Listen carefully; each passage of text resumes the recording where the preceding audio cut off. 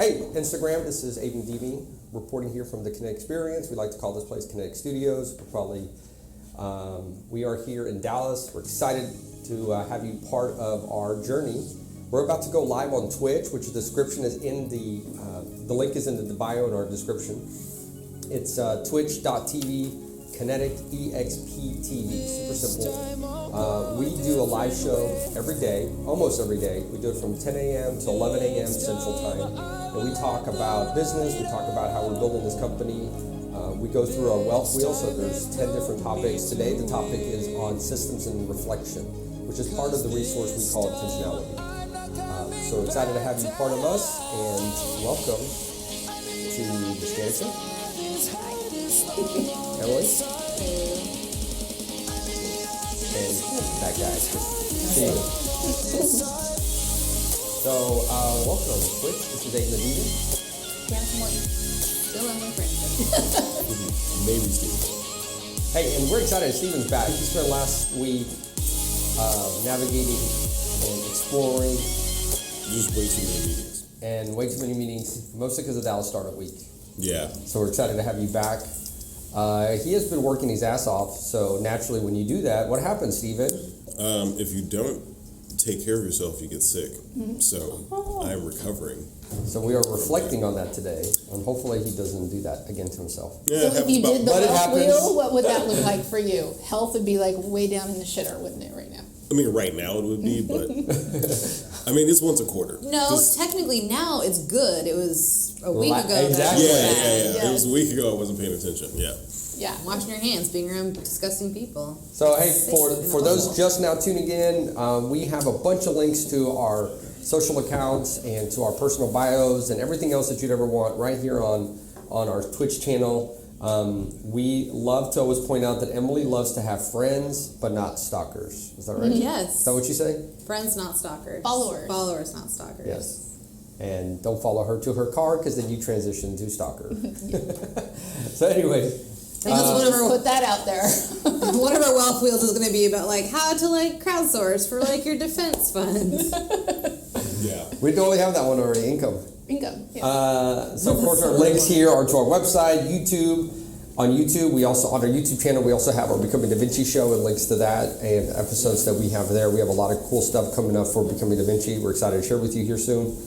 And so yes, so welcome. So this is going to be a fun topic, because this if there's one thing that this company likes doing is talking about systems. Talking about them.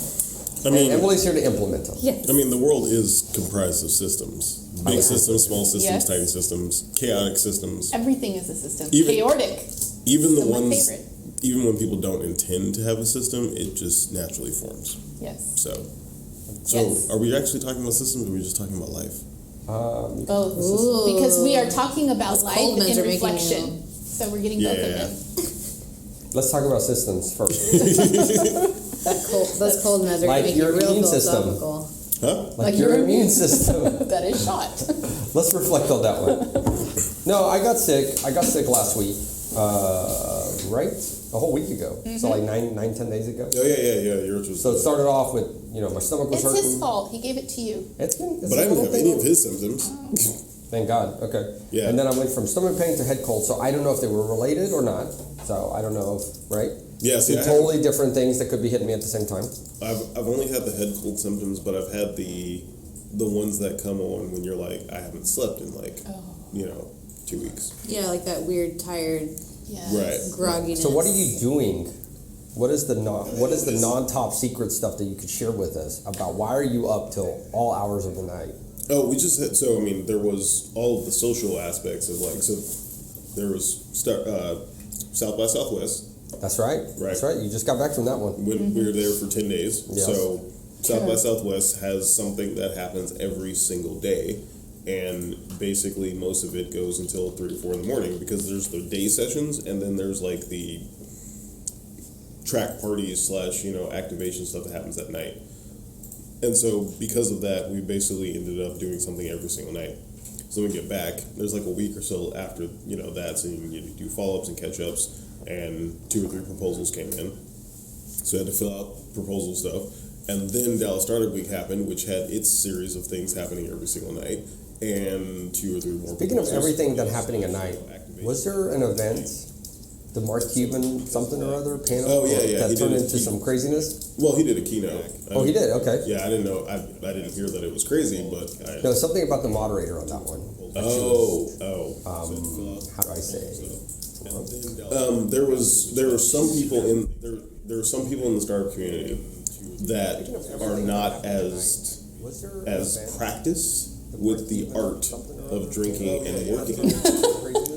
And so That's a great way to say all of that. they because a lot of them are like new to the startup community from corporate jobs where you cannot drink at all, or you're just always drunk, depending on if you're a lawyer, that's different. But basically, they didn't understand that like this is a marathon, not a sprint. Oh. So you need to stretch everything out. So apparently, yes, at the Mark Cuban event Yeah, with Mr. Cuban there, our local billionaire. and just understand that like if you're a lightweight, you're a lightweight, right? And there's certain people you cannot emulate. So like for instance, Trey Bowles, former CEO and founder of Deck, like we every single time we used to do, we did events over the last 4 or 5 years, like Trey loves red wine, but he's really good at folding that into his speaking and like the way that he goes and like gets really excited about startups. If that's not the practice that you have, you probably shouldn't do that. Right. I understand. So All Jannica heard was red wine. So That's when I started listing. Full disclosure. Exactly. Yeah. Like, not kidding. Wine. What? Wine's Day. Oh, I mean, already? doing businesses are hard, and especially startups, they're really hard. And Yeah. so one of your only consolations is people give you free booze. So that's amazing. And this But- is awesome since Abe doesn't drink. We get all the free booze. I this find is that true. being a girl also gets you free booze. That's true too. I got that It's going very for helpful. me. I like that part of I it. mean, Not in kidding. your Where case, did you say girls get free what? Wine. Booze. Wine's Day. Oh, I mean, in your case, like if you're at a networking You have to event have and booze everyone's to get sloshed, free. then like you have the upper hand because now you're sober. Oh yeah. Yeah. Oh yeah. Like, So there was that article actually you were just showing me, I think on Friday, where it had this photo. I find that being a girl. Oh yes. I Photo was showing series. the Have you seen different- this? No. Okay, it showed. I'll have to find it, but it was like the different. It was 4 faces, 4 of the same face. No drink, 1 drink, 2 drinks, 4 drinks, or 3 drinks, 6 drinks, something like that. And they all got so beautiful and happy. And like inviting the more they drank, like ugly in the first one, like serious ugly, like you want to run away from them, and then the last one, like, oh, really, yes. And it's a study. I don't know where. I'll find the link. It was Well, it's just like, as your inhibitions lower, like your reserve and your like yes. whatever's inside you, like hold me, clamp down, kind of goes away. Yep. You just seem more open and friendly. This stuff, like I get this. I have this. It's horrible, and like the wrinkles that people get, and Oh, like yeah, the yeah, yeah. down face, like all of it gone. well, I guess if you're relaxed, Yeah. huh? Not funny. Nowhere. I'll find the I mean, You should see these photos. It's I'll like, find it. hey, I'm cool, and then to the last one's like, this is the funniest thing ever. Like that's what the photo looks like. You would think that they're laughing at the funniest joke ever. Just seem more open. Yeah. Apparently, that's just them Stuff, like I get this That's all just- the time. after. And there's somewhat of a three- sex appeal to them too by that point. Like somewhere between like the last 2 pictures there is. Like So but- beer goggles work both ways. Yeah. Really? Oh yeah. That's actually something weird. People are like, oh, are you like assuming I'm drunk? I'm like, no, I'm just really happy sometimes. Yes. Like, way. fuck you guys. Sometimes I'm just nice. And then she like Never does- again. And then she does the hair flip. She's like sex appeal. Did I send you that link or just showed you? I just saw it on. I know thought you showed me, and then commented on it. Oh, or I'm sure if shared you- it or something. I mean, if you Google it, I'm sure it's gonna be one of the news articles. Wine, faces, face photos. Yeah, y'all should be remembering all this stuff so we can like throw it in the chat.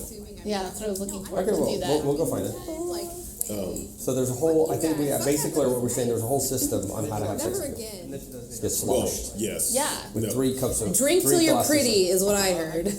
No. That's the system. This is a different one, but this has some of the same people. I know. I'll Drink put till it you're in there. pretty. You hear that, America, and the rest of the world? Just know yourself. That's what it means. Know thyself. Be relaxed. Pull that stick out of your ass. But drinking helps with that. So I had a friend who used to tell me. So yeah, can you drop that link into? I Oh, just you already did. did. Awesome. I had a friend who used to tell me like between the ages of like 25 to 30 or somewhere in there, Really pretty. So two guys that were friends of mine, and they would say, "You have the biggest walls around you, and you're like constantly serious, and you never smile, and and you get one glass of wine in you, and all of a sudden you're like the most beautiful person in the room." I had a friend that say about me, "That's horrible." So I worked really hard when I would go places not to just stare at people and study them, because I did. I would just. Well, I think we figured out why your kids are When you weird. walking around there with like a notepad, you're like, No, but No, but I know how you are with that notepad. sometimes you can't stop yourself from just observing, and I then do. like people do dumb things, and so you're like, what the? Why are you doing that? But yes. I never judge anybody when I'm out. you do have Please. it's definitely something that like all introverts have to learn. Yes. Like you have to find, but then at the same time, I would toss it back to other people. Like if I'm not comfortable and you notice it, then what are you doing that makes me not feel that comfortable? See, I don't have that type of genius to say stuff like that. Say that last part again. Like if I'm in a situation I'm not comfortable and someone else notices it, part of their thought process should be like, am I doing something that makes this person feel uncomfortable? And sometimes it could be just as an aspect of, I see someone that's uncomfortable, I could talk to them because I'm comfortable in this space. If I don't, then I'm not contributing exactly to their discomfort, but I'm not helping alleviate it either. So what you're saying is that when you go to a party and there's that person that's on the rim of the party, you like to go approach them and say, "What's up?" Well, I don't want to, but like I could. See? You see how he works? I know. He just gave you all these good things about like, I'll make you feel comfortable, but hell no, I'm not going to do that. I mean, you could. I'm just saying, like, it's part of the system of, book How to Influence, How to Make Friends and Influence People. Mm-hmm. All part of that, but like, just because you know it doesn't mean you have to do it. I did that a lot as a kid, and I think it was moving and changing elementary school so often. Like, I was always the new kid, so like for me, like, I'm one of you now. And that was really easy for me, and not for a lot of people. So I would go out of my way to like, "Hi, new kid," and bring them in. The poor little weirdos who couldn't figure out how to make friends immediately. That would be me. I would have sucked as a zombie kid. I would have, been like, "Hey, come be cool with me. I've only been at this school for 3 weeks, but, I'm basically running it now. Let me show you. Here. I'm going to leave in a couple of years, so I need someone to take my place." Yeah. Training all my of us are replacement. talented like you in that. So I started watching this show Exactly. yesterday on Amazon. It's like a 5-part documentary, and it takes the study that happened in New Zealand. You know the name of it? It's like You watched it. a study from the city. And what happened is in 1 year, they tracked all the kids that were born in this one particular year. I don't know, actually the number. I think it's like 1977, like something of that nature. Was that one, like, maybe there's a different one. It was like one, like, elementary school class or something. No, it's the whole fucking city. It's like Dundee or something like that. I don't know. Anyways, and so they track these kids every year, no matter where they are in the world. They fly to them, or the government flies them back in.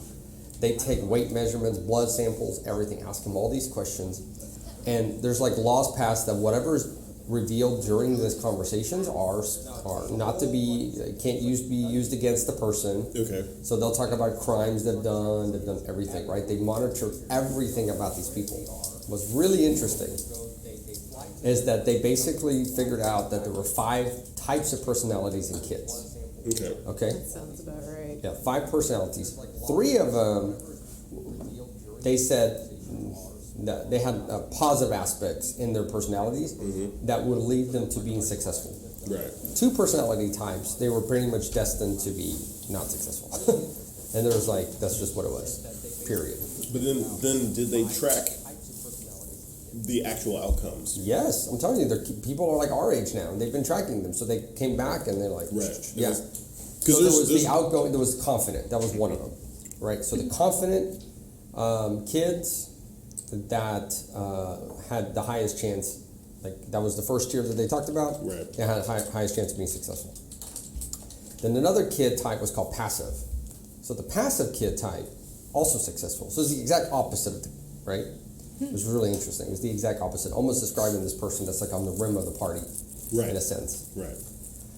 The third one was like basically well-adjusted. Okay. Okay, you're a well-adjusted kid. It's not extrovert, not introvert. Your average kid. Okay, that's the bulk of people.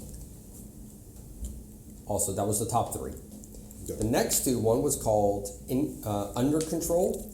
So the under control kid was the one that is basically spontaneously ready to explode and punch me in the face. Right.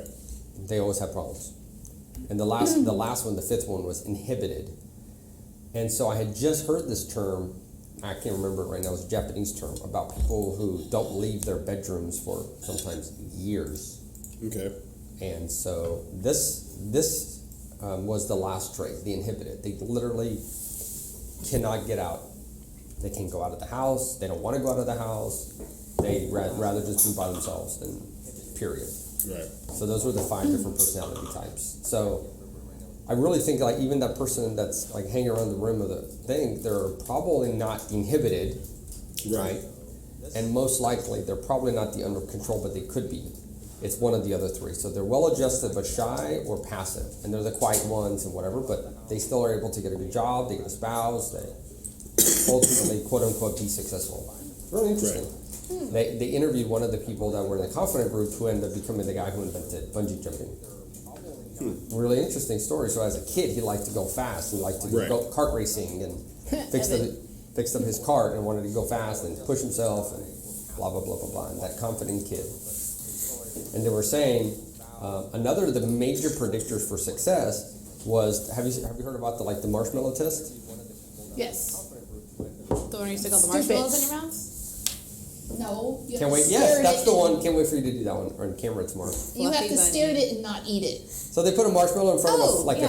3-4-year-old or whatever, and they say, I think it's like 4 or 5-year-old, and they say, if you don't eat this for 15 minutes, you'll get another one. And the kids that were able to hold out the longest, like that was the singular predictor of future success. Period. So that means self-control. But they were told not to Self-discipline. eat it. They said, here you go. You can eat I'll it. make you a deal. If you don't eat this in the next 15 minutes, I'll give you another one. Oh. And they walk out of the room, and you see the kids like staring at the wall. Yeah, I was wondering like, what's the payout for this? Yeah. They get another one. So the kids would like, some of them would like pick it up and smell it. Some would not look at it. You know, all of these type of things. And some literally right in front of the person. No, I like the ones that licked it. Like they licked it and it didn't count because they didn't eat it. That's God, genius! so that was the number one predictor of success in the future was their ability to self-control for a future outcome. It's pretty phenomenal. So I'm kind of scared to do that one with my kids. Probably not all of them. So here's the thing, marshmallow I would completely avoid. You put a hot chocolate chip cookie there, That's the and test I was- was that age. The I test would was a eat it. cookie, but I mean, This age, what are you talking about? Okay, true. Any age. any age for As long as you got teeth in your head, you're You're going no for teeth it. needed. It's cookie. You don't like dissolve. Mush it. Anyway, I was gonna say for marshmallows.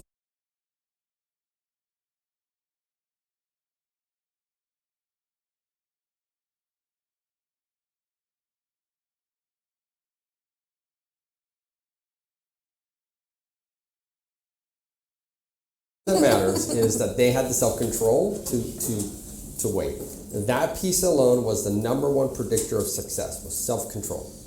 Ability to control yourself instead of being act spontaneous. So ability to self-control resulted in less weight gain in the future, less cholesterol problem. You named the indicator, that was one of the bigger ones. It's a really interesting show. Because if you are in control of yourself, you are then highly resistant to everyone else exerting control on you, and that's all our society. Our society is a bunch of different things that's a good trying way to to say exert control. So Right. advertising, impulse buys, like all of that stuff is some outside influence trying to exert control on you. Even the news nowadays is like trying to get you to be mad about something. So if you have high self-control, you can just navigate Right. and still get what you want to get accomplished. That was me. I had super self-control all the way up until probably Scarlet. And then I'm like, fuck this. It is not worth it. Because I would really think through stuff and be like, this is the long game. I played the long game for everything. And What is the difference between playing the long game and having self-control? well, in the case of the marshmallow, I would not have eaten it if this was the rules of the game. I wanted to be the best at the game. I wanted that star, whatever, the gift, and so I would wait it out. Can we get a lot out of you if we give you stars? Yes, I've told you that before. I'm all star driven. Get on that. Starboard on the wall. Beach? See, No. it all depends for me because in certain cases, yes, that works. Like for instance, when I play video games, I tend to be the achievement completionist. Like I Yeah. would I just need all the trophies. Yeah. I do too. Yes. But then it all depends on what the game is sometimes. Because if it's not particularly interesting, I'll just like be done for the story and then I don't care. So Yeah. it for me it's very much context. Yeah. In school, the stars never worked. Oh, they totally worked for me. But I was bored to death, so it was like, what else am I gonna do? But I remember I was 35 when I was like, this is stupid. Why am I stopping myself from doing stuff I want to do that's fun? I am not getting any younger. Like this, so I just was like, screw that. If I want to do it, I'm gonna do it. Oh yeah. Yeah, but you're doing it within reason. Still, yes, because I'm a very logical, critical person, and I think through Yeah. stuff. But still, there's levels within each of us that, you know, where that impulse control and that but the reality self-control is that you could pass the cookie test now. Yes, I could. If you not wanted to, you're like, ugh, but you could do it. Yes. I'm telling you, these kids could not. They're like right in front. Okay, if you wait, you'll get 2. Like right in front. Like the Scarlet. person hadn't even stepped back. Well, I know. We did this test with all of our kids at Montessori. So Scotty at that point was already 9 though. Yeah, it's. So it was There'd be something too- different for him. Yeah, it kind of, they still did it. The director, Sally Wells, who's still a director, did this with the kids. And it was really, How really long did Scarlett fascinating. last? She was 2 at the time. Oh, that's too young. It was like 2 seconds. Like it was, like Yeah, but that's they too didn't young. even start talking and she took, it was cake. So the cool part about that particular one, so the other one was like the personality type's the personality type. Almost you cannot change the personality But type. I totally, like thinking through what you were talking about, you have The 5 buckets. Yeah, the 5 buckets. I was definitely in the introverted, that type of range, but I was super on the other end of driven and That's what it said. You can be an introvert. It's called passive, but the passive people would still be successful. I feel like the passive piece is still. I feel like that's not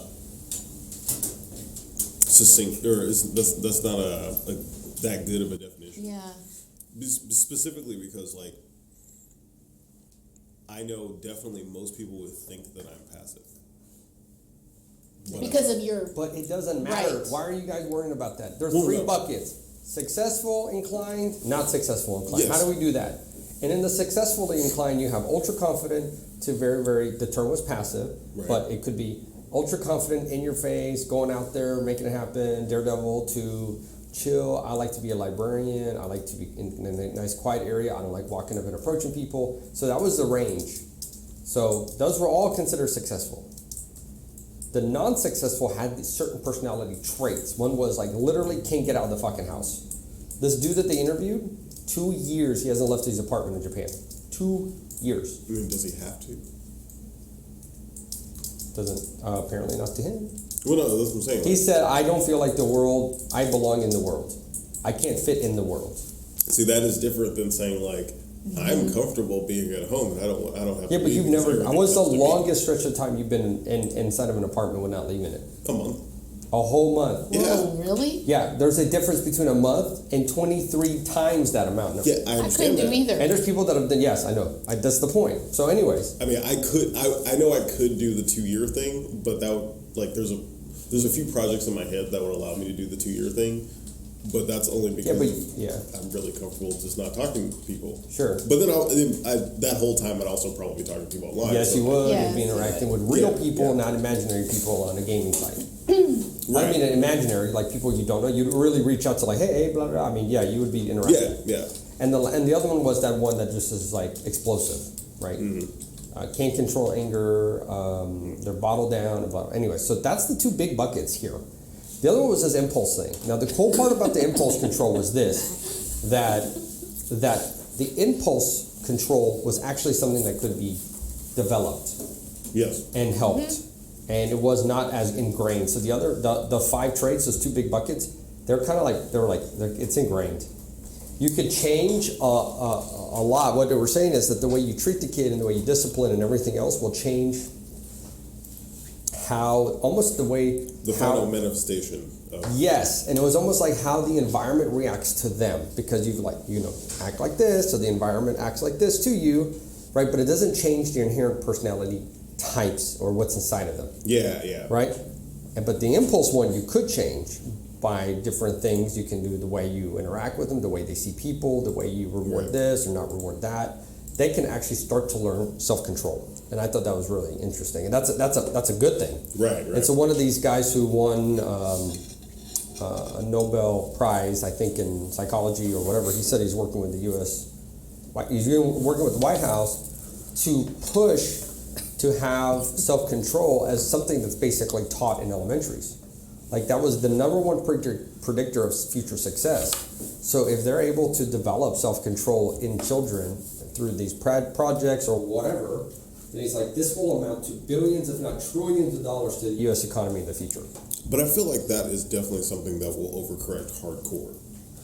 Because I know so many people that equate We don't do anything that fucking right, so don't think we're going to be like that efficient. No, but I know. Well, that's what probably the problem is. Yeah, that's what I'm saying. I know so many people that equate self-control to just kids sitting down and shutting Be up. quiet robot now. That's self-control, not... I mean, I would say the biggest detriment in our school system, that the biggest change that became a detriment that created No more recess or PE. Exactly what I was Yes. about to say. Well, that's dumb as shit. When they cut Yeah. recess and they cut physical education out in favor of more desk time, there's a whole entire generation of kids that turned out to be completely Suddenly you've got a socially whole lot of hyperactive Well, kids versus normal kids It's that the are just 80-20 rule that never tired. went into school. What is the 80% of result? What is the 20% efforts that drive 80% of the results? And I think being able to interact with other children and be physically active and be outside in nature should have been in the fucking 80% first. And then they could have been in something else and then something else. But not make it where it's like, well, they need to know algebra and trig and this and this. So they add so many things to the schedule, then they're like, well, this stuff is more important because we need STEM and we need math science and we need curriculum and all this all stuff. of that stuff was happening before. Like taking out recess was the most arbitrary thing in the world. Like there was literally no reason for it. Every other Well, I agree with you, but not if you're like, well, there's not enough time to get the academics in because we got to now push. all the academics history. were there. I'm sure they added some stuff. Surely, We have questions. or they increased the time on them. What guidance would you give for setting intentions? For example, how to get really clear on what you want, being specific, writing it down, visualizing others. So How do you do it? I know for me, I have two different gauges for intentionality. There's external, like intentions I need to manifest, like show to other people and explain to other people, and there's internal, my own personal intention, what I want to get out of something. So for external, writing it down usually for me I find is the easiest to communicate because it lets people like go away with it and then come back and like all over it, and then showing examples. So if I want, for instance, like website projects are a perfect example of this. If I want someone to build a website a specific way, giving them 5 or 6 examples of the best versions of that is usually the best way of setting the intentions, but then outlining every single piece of why this part of the website needs to be this way. Internally, personally for me, it's consistency. So I set intentionality by defining the things that I will do over and over and over again as the things I intentionally want to have happen. This is creating habits. Yes. Habits, yeah. But not so much habits in the sense of something I'm going to do without thinking, Okay. but it's something that I will. It's a system. Yes, it's Yes. a system. It's something that I will think about and I will execute, and I will think about how to execute it more efficiently or better because I will have a specific intention of the outcome. Can you have an actual example that comes to mind? I mean, I guess writing, when I was running the music blog, was kind of like that. Like, I needed to write a specific amount of words about an artist or a group. And so the intentionality and the practice method that I put in place for that was making sure to write as soon as I had the thoughts in my head on that. So it would usually be like post-show or like the next day, and getting as much out as possible as I could think of, and then refining that down. So the act of writing was the most important. So like I would write as much as I could, didn't worry about structure, didn't worry about form, anything else, and then compose that into something. Because most people get stuck in the whole idea like this has to be right. It's an article, Right. so like it's got to be good, and it's like no, it's more important to just write because that's the practice part, and then you can go back and refine it. Yes. But if you think about the refining part first, most people then get stuck on that and they never write. So then the articles never get done. What you got? Not quite exactly the same as Steven's, but probably similar depending on is this my intention for what other people need to do. I'm just pointing, it just, That would be my intentionality. Pew, pew. My ray guns of influence. Yeah, these. Yeah. We get the mom stare. Terrifying. Man, I haven't even gotten real mad at you guys yet, so. Whew. I don't know how my kids ever did anything against what you said. Like, how did they ever disobey you? Because It rarely happens. Is it scary? yeah, Is angry Emily scary? yeah, Yeah. but it was rare. Okay, Yeah. go ahead. But I guess internal, intentionality, reflection, things like that. I think I am definitely more of a visualize it, plot it down to, the minute details, and then just kind of let those thoughts sort of run on a loop until it's like, okay, this is just how whatever is going to go, and then work towards that. Yeah. But I'm not really journaling and things like that. I can write something down all day long, but for me that doesn't make it real and tangible. It's just a thing I can just do. It's an activity. It's not something I internalize. Awesome. This should be interesting. So Here go the hand motions. I'm holding my hands. Yeah. So me setting intentions happens in a few different ways. Intentions for my life as a whole and goals for the future and dreams and all of that. Those come to me at different times. The ideas come, and then I typically have to journal it out because otherwise I get stuck in my head. And I become very logical and circular in my thinking, and it's all mental. But to really get to the heart of it, of what's really right for me or what I really want and what I want to implement in my life, I have to journal it and just let it free flow, or get in some form of state of meditation, which typically happens best for me when I'm driving That's not safe. I don't know. It's like I'm able to concentrate on the road, but then all of a sudden all the visualizations come and I see pictures and Sure. I see whatever. So that's so. Remind me to sit in the middle of the back seat Yes. from now on. Exactly. We'll flip a coin who gets to sit there.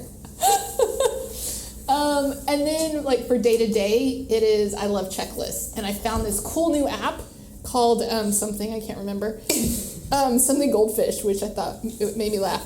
But it is Goldfish list. So I can type in my top 5 things or 20 things that I want for the day, and then I can put it as a screen on my screen so I see them. Oh, I like that. Yes, it's awesome because I'm a checklist person. Yeah. So I have My to gold have stars. that. I need my gold stars. I need my gold stars. Okay. Yeah. So you like a sauna because you like the little rainbow Yes. shooting off into you did it. You go, girl. Yes. You go, girl. I love it. That's so funny. I'm a big visualizer, for sure. So the way I do it is that I do visualize ultimately. At some point, I get through the visualization, and if it's a complex thing, I'll end up needing a flowchart usually. Yeah, you do. So either it shows up in the form of an outline, Yep. a bulleted outline list, or flowchart. Or a stupid Venn diagram that makes no sense. I feel like he uses those incorrectly. He totally does. Wait. Have you ever seen one of Abe's Venn diagrams? No. Oh, I was like, how do you use a Venn diagram incorrectly? Let me tell you, Hold on. I he did knows not how. use it incorrectly. He so knows. She doesn't understand 3 that. hours, 2 hours. Because a Venn diagram It's is inherently supposed to be very simple. Yes, Right. a 2-year-old should be able to understand it's it. like No. it's like 2 to 3 things that the intersection of those becomes Yes, something sir. else. I wonder if I have a picture of them because I remember him showing me going, and I'm going, what the? I feel like if he was doing that in Excel will be like, I think you need to use any of these kinds of charts, not this one. I really want to see The this little now. paper clip would jump up and be like, I hey. guarantee you would understand. Yeah, now you would understand because we've gone through it all, but Understanding something and it being the most effective way of transferring information are not the same. I am not a stupid person. I know you are siding on her side there. I just but got I'm bored telling of you- picking on her, so it's your turn. I'm telling you, she doesn't know what she's talking about. Anyways, so yes, I like to visualize. I like to reflect, and I love systems. So this one is a really awesome subject for me. I think anything that I do a few times, I end up trying to put in a system. Like, why am I still doing this? Or what is a faster way to do this? What is a more efficient way to do it? What way can I guarantee the outcome ultimately? Yeah. That's the other part of Yeah. it. Like, how can I guarantee that I'll get a consistent outcome by doing this task? So that's for me the process there, and it allows me to turn off my mind and not have to constantly practice figuring shit out live. And I think people do that a lot that don't put systems in their life. They're constantly having to figure things out on the go, wherever they're at, and that's mentally tiring. So there's a whole thing about making decisions in a day. You have only a certain amount of decisions. You only have a certain amount of mental battery. And so the more decisions you make, every decision you make taxes that battery. Every decision you make, including what clothing are you going to wear that day? Believe it or not. That's why I'm not wearing pants during any of these streams.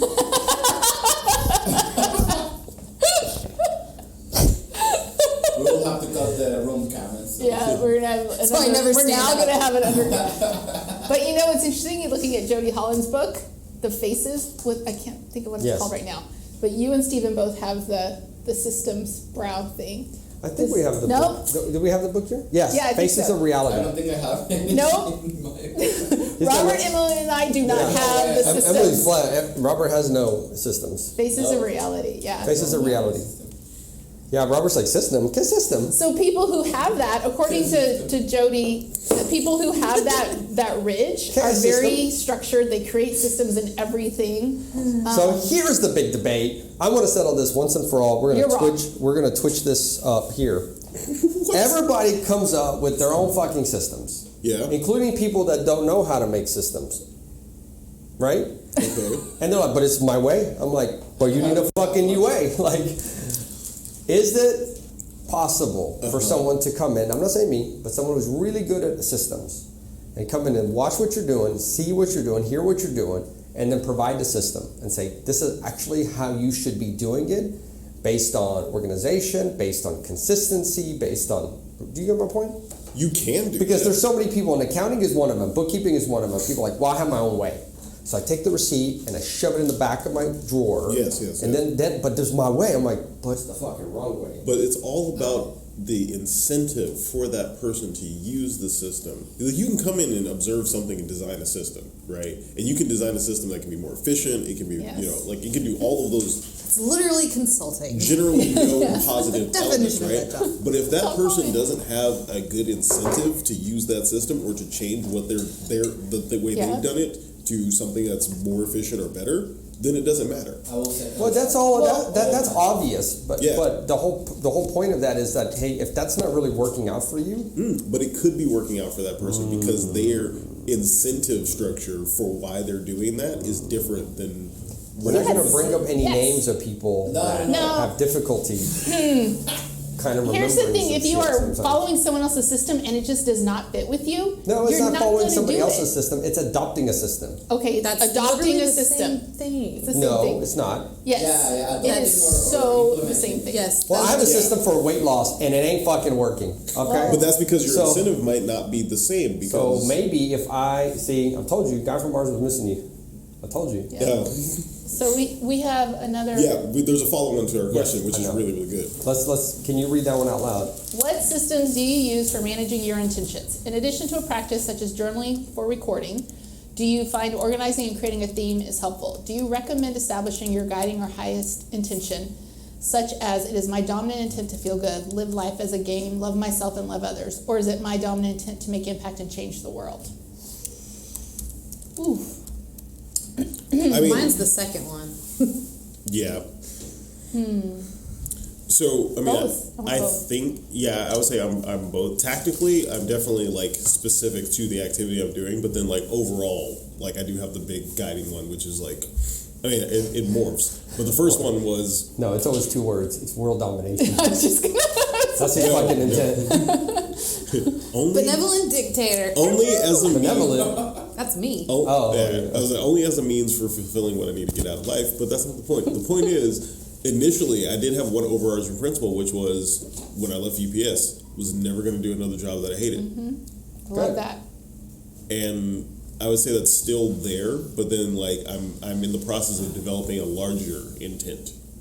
You're in the process. Yeah. So I think this actually goes to an exercise that we do with our clients, which is core values followed by mission statement. Yes. Yes, So definitely. if you do core values, mission statement, and then a vision, then that to me is what aligns future activities. So Well, one day for add into that Oh, core values, I'm gonna- mission, and equation, the mindset stuff before you get to vision. I think that helps too. Yes, in our case we do, yes. Because the reason what we found that to be the case is that sometimes creating a mission or a vision based on a diminished perspective of yourself or inhibited perspective of yourself makes it difficult to create or at least vocalize or write down something that you really thought of, but you were too scared to write it down. Because you'll put limiting, You put a limiting belief on your vision, and so Yeah. you'll be from the get-go shooting lower than, aiming for something that's below what you're wanting to do.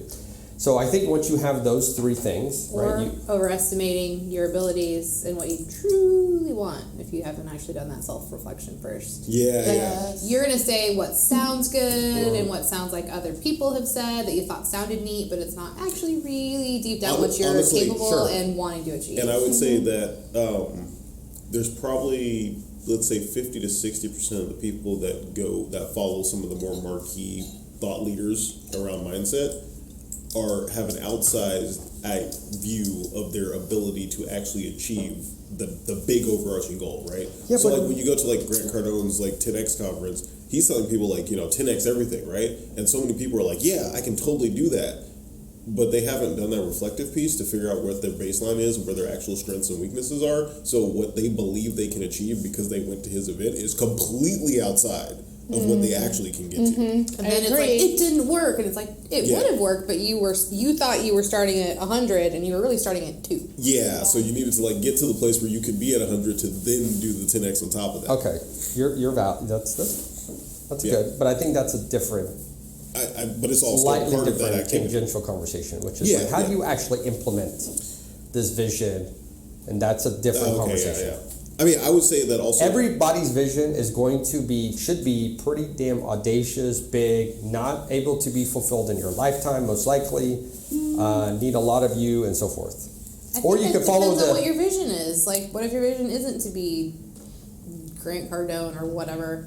Yeah. Aim low, achieve your goals, and avoid disappointment. Totally valid. No. I was going to agree with the whole most people should not try to be Grant Cardone, but That's not what Grant Cardone says. He doesn't say be epic. He just says No, whatever you're going to do, go all in on it. right. And it's going to take you a lot more effort than you thought it was going to take you to get to the level of success you want. So if you thought you need to make 5 phone calls today, you're probably going to need to make 50. But he's also specifically talking to a certain type of activity.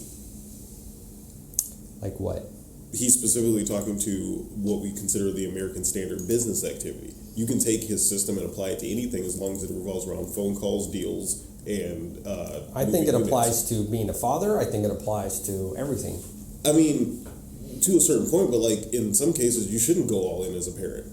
They're called helicopter parents, and they turn out terrible children. That's Yes, not yes, but that's that's not that. That That is was- a But if- version All about of the going Eckhart all in. Tolle Hold shit, on a just second. listen That's But if you That's like misapply, all of it. Grant's general theory, well, then we're not talking about misapplying. I'm just saying, like, it's all in context. So to answer the question, I think it's those 3 things. You get to finally your vision, and then you have everything as that's your litmus test. You can always modify your vision, you can always modify your mission, but that should be what you use to reflect on what your body of work is. So I remember driving home, I left Social Smoke, it was, I don't know, like maybe 2011, something like that. Driving home, south on 360, and Italian comes on the radio. Because I was hearing an interview and this guy's talking, I was like, oh my God, I love Italian. I'm gonna die one day. And I was like, I love Italian. I really need to go back and go to my books, because when I worked at Bell, I worked with Italians. So I got some books and I was practicing all the time. It was freaking awesome. Anyways, and I was like, I'm gonna die. And before I die, learning Italian is not on the highest priorities. So I need to just take this concept and just put it on the back burner. Now I'm going to put it back in the cupboard. I'm not throwing it away.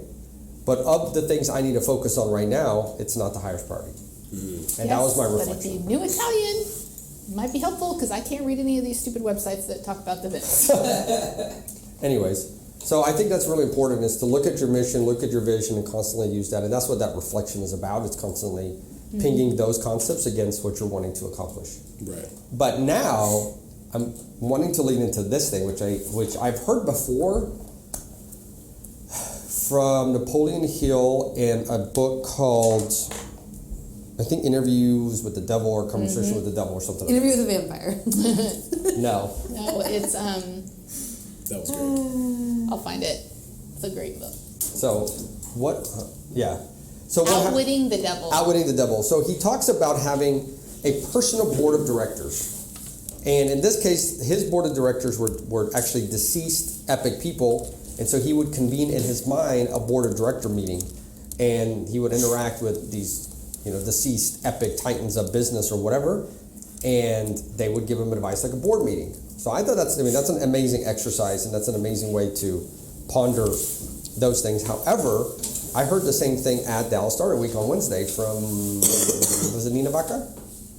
Mm-hmm. I think it was Nina Vaca talking about that. Mm-hmm. She is the CEO and founder of Pinnacle, which is the nation's fastest growing female-owned company, and they do staff recruiting for tech, something like that, right? Yeah.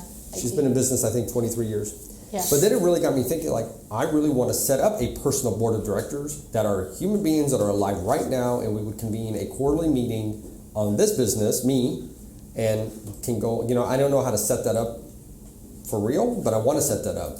Because then you get the third party, that 10,000 foot view of where you're at, and have people provide you feedback and so forth. So, I mean, yeah. And then that's a system I like to create for myself. That sounds like a great system. I was thinking about the aspect of what does it take to incentivize people to be part of that system. I know, that's why I said I don't know how to set that up. I was asking the same. Well, some people will do it because they just like to be mentors and they like to be coaches and they like to help out. Right. But you can, surely you can shortcut that a little bit if you don't want to go that official, because you always have that group of people that you can reach out to and ask for advice. But the difference to me is that a board of directors would be like, hey, these were the goals that you set for the quarter. How change? Why did you change? Why are you not reaching them? It's a little bit more than I'll hear you out and give you my feedback and then. There's a group that does something like kind of in between that here called SCORE. Have you heard of them? Yes, Society something retired retired entrepreneurs or something like that. Yeah, and I mean, for someone that has no mentorship at all or no concept of what that is, that's a good starting point, and then you build from there. I've decided I'm a horrible mentor. Were you here for that conversation? No, but I mean, I would agree with you. Also personally too. I'm a terrible mentor. People are like, you should really mentor people. Nah, I really shouldn't. What's your reason not to?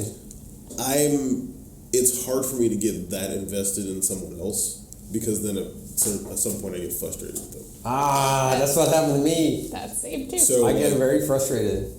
So it's better for me to comment on something. I can comment and I can give feedback on specific things, but I don't need to be invested in the actual fulfilling of that or the implementation of it.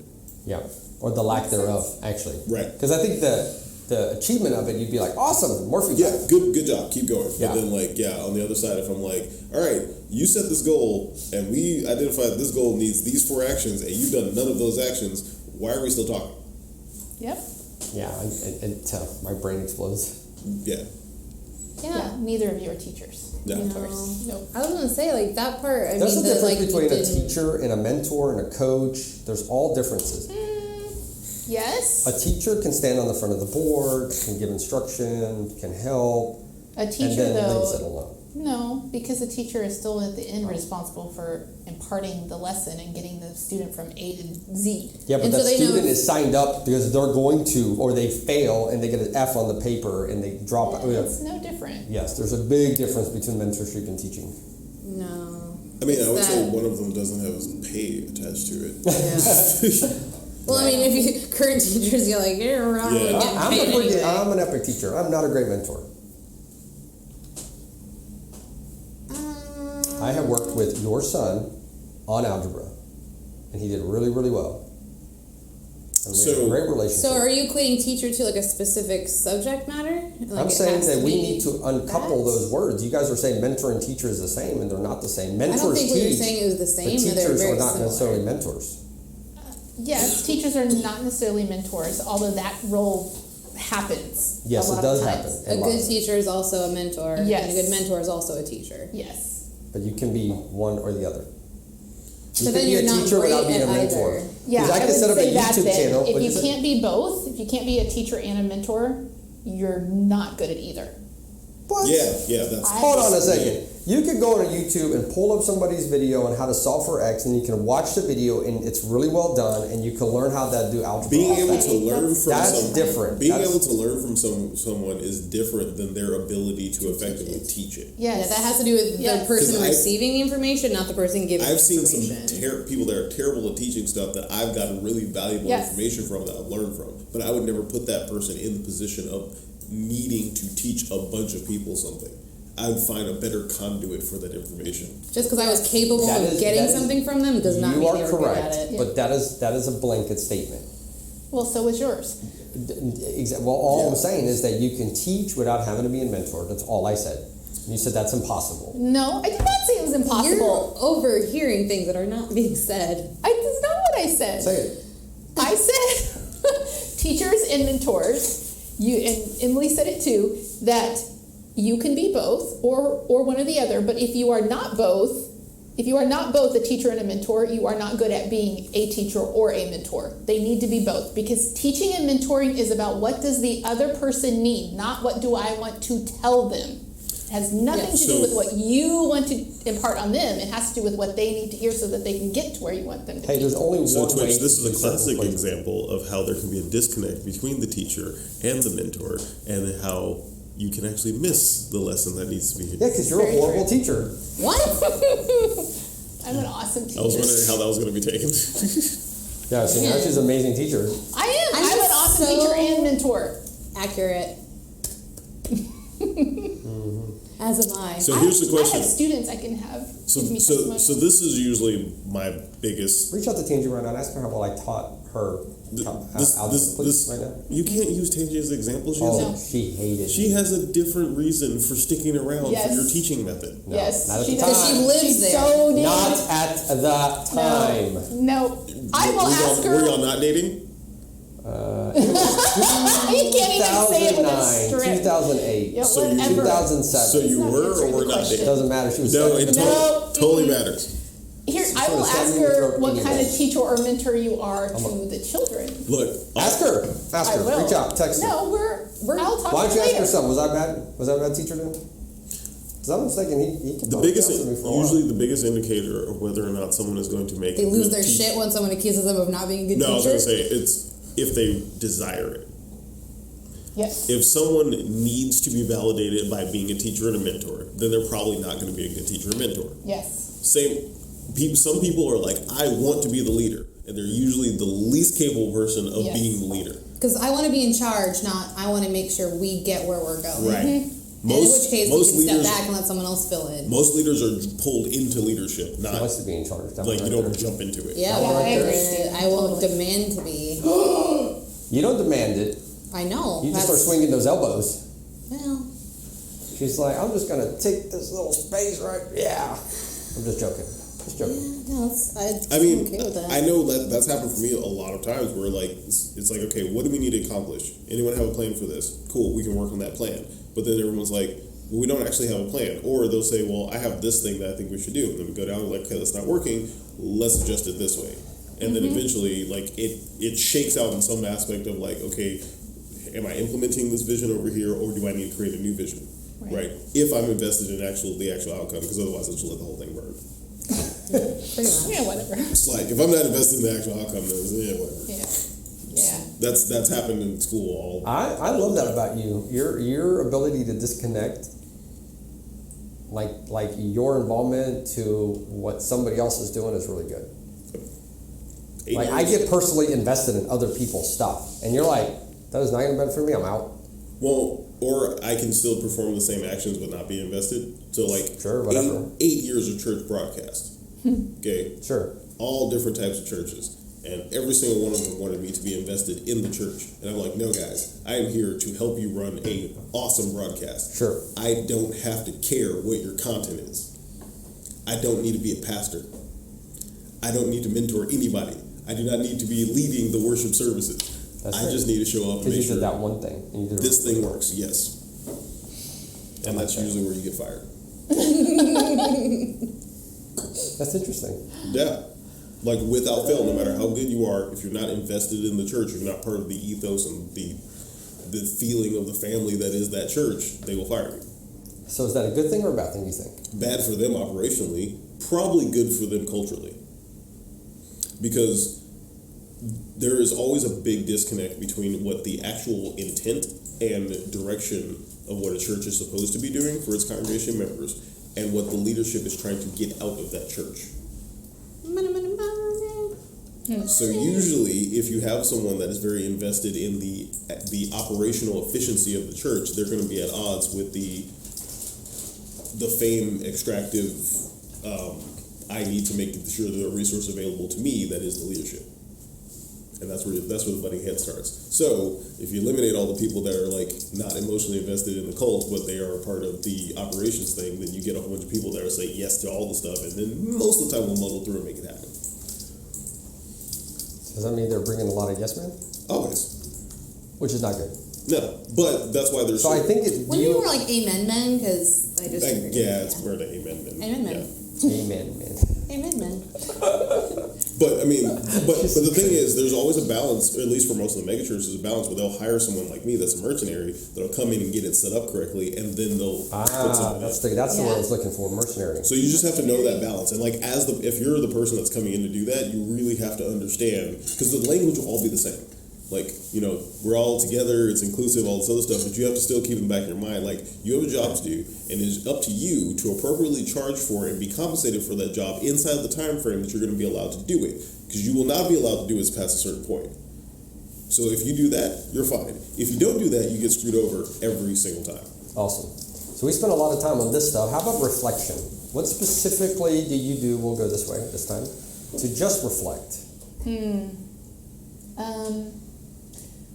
A lot of different things. It depends on the summer. Like if it's summer, then the best place for me to reflect is laying in the swimming pool.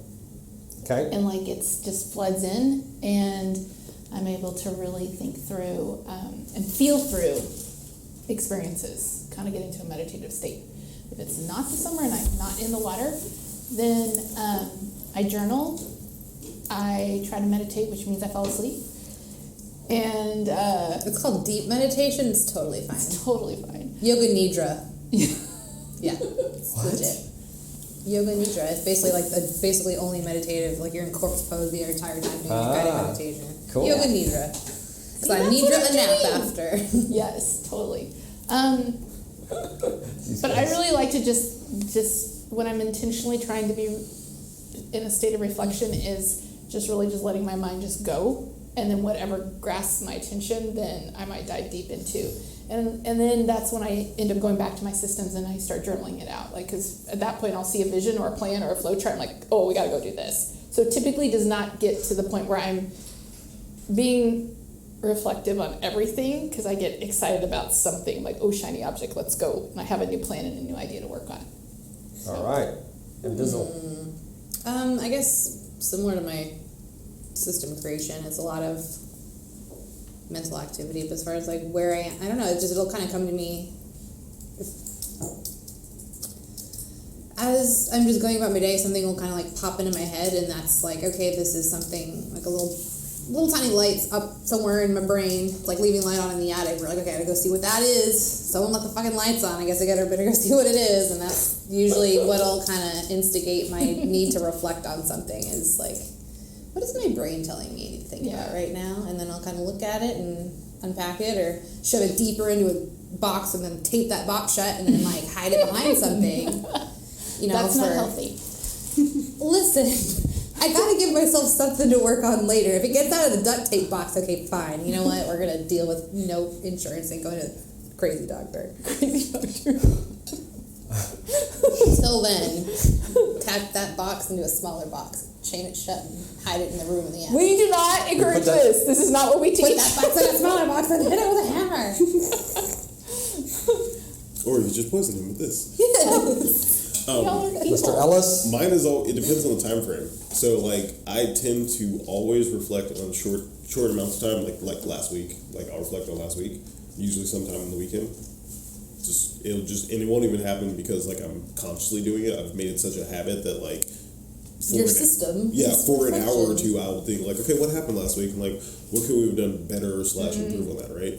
For long term stuff, like when I want to reflect over like a year or two, then it's like, take a trip to Colorado, get some edibles, hang out in a lodge for about, a couple days, and then like, just relax and reflect.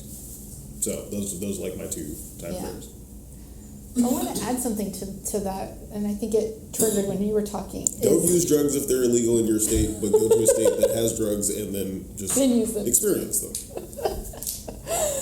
Safely. This program that Larry went through and that I'm going through, the inner bonding program, really requires you every day to do intentional reflection, and gives you a system to follow, which I love.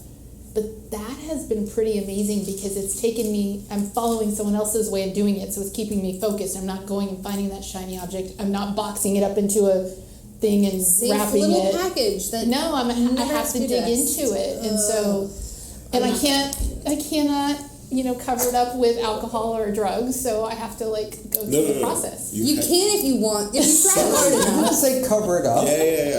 Because I was gonna say, See how they hear what they want to hear. But no, I'm just saying it triggered. I'm not saying that's what he was saying, but that's what triggered in there my are some, head. there are some people that do that, like because what they need to unpack sometimes is that traumatic. Yeah.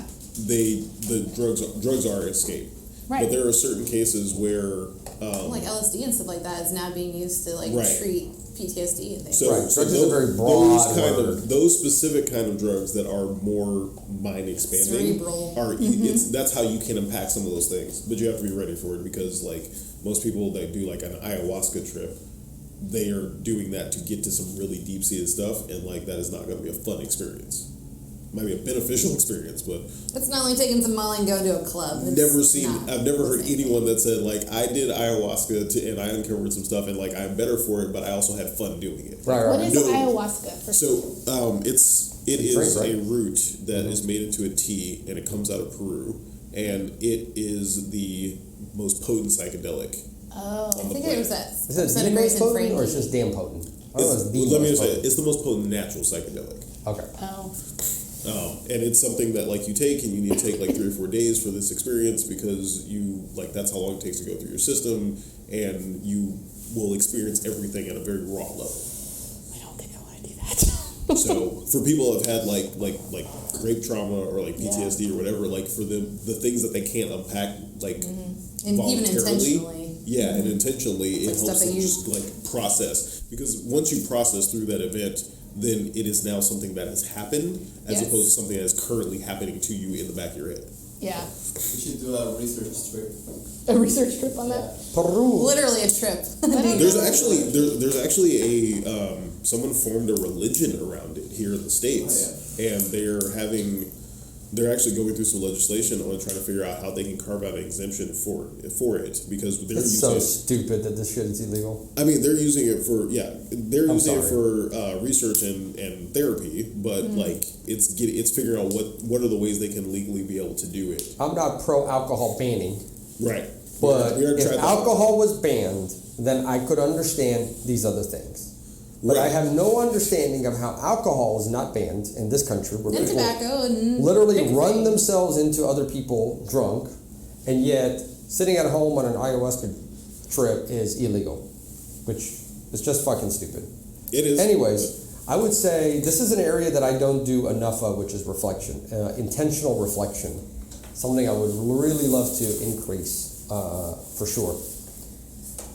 I think what I end up doing is kind of something like Emily, where like an idea hits, or in my case, it may also be triggered by reading a book or watching a documentary that gets me to think about. It's a new data point, and then I take that new data point and I smash it against. Have my experiences or situations related to this moment or idea? Right. And that's it's almost like it's a systematic review, but that's not necessarily And maybe real reflection, and that's something I'm trying to work Right. on. And then I think through moments that have been difficult. So if there's an argument or there was a misunderstanding or I didn't feel good, those will be all triggers for me to ponder, like, why am I not feeling good about it? What did I say? What did they say? Were they correct and I was reacting to it? They didn't hear me? Because there's two sides to the discussion, so it's not always going to be my fault, but I still take there's some part of it that I am played in it, obviously. So did I do it? What did I do? What was I saying? You know, and just trying to get to the truth of it internally. Like, you know, was I reactive instead of, you know, Just communicating in that moment. and communicating honestly. And you could communicate honestly and still be wrong. You know, and you could be authentic and still be wrong, and then you're causing grief. And then, well, is it important to be right, or is it important to learn from the experience? You know, like these are the kind of questions that I use on myself and kind of pondering what happened through an experience. And it's usually the experiences that are not going well. I mean, that's kind of like that speaks to, you know, the concept that a lot of people have in an unbalanced way of like, because everyone's like, well, I'm free to say, you know, whatever I want to say, which is true. You are. Freedom of speech is not the same as freedom from consequences. That's right. Right? Like, if you say, like, you are free to say whatever you want to say to someone. But if someone takes that in a way that they don't like and they punch you in the face, you are also free to receive that consequence. Yes, you are. You are free to have not said it also. You know, funny enough, with the whole, like, with everything that was happening around the Me Too movement and all the people that were saying, like, well, you know, now this means that, like, you know, we're not free to, like, interact with women. It's like, no, you're still free to interact with women. It's just that now you understand exactly what will happen when a woman's not afraid to call you on that and actually respond the way that she feels. And receive support for doing so. And receive support for doing so, yeah. Yeah. Yep, you definitely have a right. So yeah, go do everything that you used to do over in the 70s. There's only a few type of women that are okay with that, and most of them live in Utah. Like, Stupid. I mean, Yeah. Anyways, No, that's accurate. no, I don't know about the Utah thing, but I will say yes, you are welcome to say what you want to say, up to the point that you trample on somebody else's rights. right. And but nowadays, we also get upset for other people's opinions that really don't have matter to anything us to do with anyways. us. Yeah. It's like I got really upset that somebody said something to me. I'm like, I don't know them. They don't feed me. They're not my family. They're not my friends. They don't know me. Why am I actually being upset about this? Which is actually the same lesson we give kids when they go to school. Like, sticks and stones may break your bones, but words will never hurt you. Right. But man, we lose that lesson like right about 15 years old, it seems like. And then we do the opposite of it as we get older. And then like literally everybody's words hurt me. And I don't know, I mean, because those two things, they exist as they exist as a relationship of opposites that is supposed to drive to balance, but it doesn't. We need to be teaching that sticks and stones may break your bones, words never hurt me. At the same time, words have effect. they do have an effect. So, But they have the effect understanding- on me that I allow them to have on me. Yes, and most people don't. They only teach one or the other. That's right. And the other side is like, okay, don't be like Jason Osborne's like family, like his whole family. His thing is dad used to say is work hard or don't be a dick. Like that. Yeah. That was the whole framework for life, right? Yeah. Those two sentences, right? But on the flip side, if you're receiving, negative treatment, why is it, or negative words, why is it actually, what is it eliciting inside of you to make you upset? And I think that's really important. Yeah. I was actually reading this book, In Man's Search for Meaning, is that what it is? By Viktor Frankl. It's really interesting. I just read it last night around, he said something like, where's the human freedom, right? Where does freedom of choice come to play, even in somebody who's in a concentration camp? Is it that we're only responding to physiological and environmental stimulus? Or like, where's my choice in the situation? And it was really interesting. And there was so much of that section. It was so great. I almost had to like highlight pages of the book. I need to show it to you. I actually bookmarked that one. It's the, freedom is an exercise in degrees, right? Right. Because and you see this with children, actually. Children that are very strong-willed, you will tell them, you cannot do something, and they'll say, okay, but you didn't say I couldn't do this. Yes, So, that's what I was like. Like, I remember this was one of... Trying to see if I can find you that quote real It was fast. third grade. So we had a teacher that was like, you guys need to close your mouths, right? Which meant not talking. And we knew that it meant not talking. So me and a group of friends spent the entire time with our mouths open, but not talking. Yes. No, you did not. Yes. No, you did not. So Quite frankly, I respect kids like that. They're like, you know what? Good for you, outsmarting me, you little shit. Next time we'll be more specific. So I had a class, Mrs. Retzer that was 4th grade, and I got in trouble in that class for saying, "Oh brother," Okay. and went to the principal's office, and that's when we actually got whipped with the paddles. It was a big ass paddle. Does "oh brother" mean something different than I think it does? When you're in a Seventh-day Adventist community, you just don't say anything At all, disrespectful at apparently. all to the teacher, and Oh man. she did not believe in my ability I would be to talk mean. freedom. But we had this thing, and it serious. was that where she was telling everyone to stop talking, and we're doing arts and crafts, and I'm thinking, this is stupid. Like, this is supposed to be collaborative and whatever, and we're coloring, which I'm sure you did. You write your Bible verse, and you color all the pretty stuff all around it, and so Oh yeah. yes. I mean, really, does anyone need to be quiet during that? No. So Maybe she she said was that. hungover. No, she was not hungover. No. There's a whole entire group of teachers that are Okay. just way too controlling. So she said to everyone to be quiet, to keep your mouths closed. So my friend next to me, he was very good, followed the rules all the time, but he starts talking like ventriloquist like. So vocalization. Oh my god! I was sitting there laughing, and so I did it too, and the person next to me did it too. What were y'all doing? She said for all of us to keep our mouths shut and to be quiet. Or not to talk. And Yeah. yes, so we were doing that. So I got sent to the principal's office for saying, "Oh brother." How old were you? 4th grade. Oh, okay. So Yeah. I wanna share this little section out of this book. So, and then we can sign off. So it was talking about here. It was describing all the different things that were going on in a concentration camp, and he goes, "I may give the impression that the human being is completely and unavoidably influenced by his surroundings. But what about human liberty? Is there no spiritual freedom in regard to behavior and reaction to any given surroundings?" And it goes on some more, and you guys can read this, but I'll just say this. This is where it comes up to. We who lived in concentration camps can remember the men who walked through the huts comforting others, giving away their last piece of bread.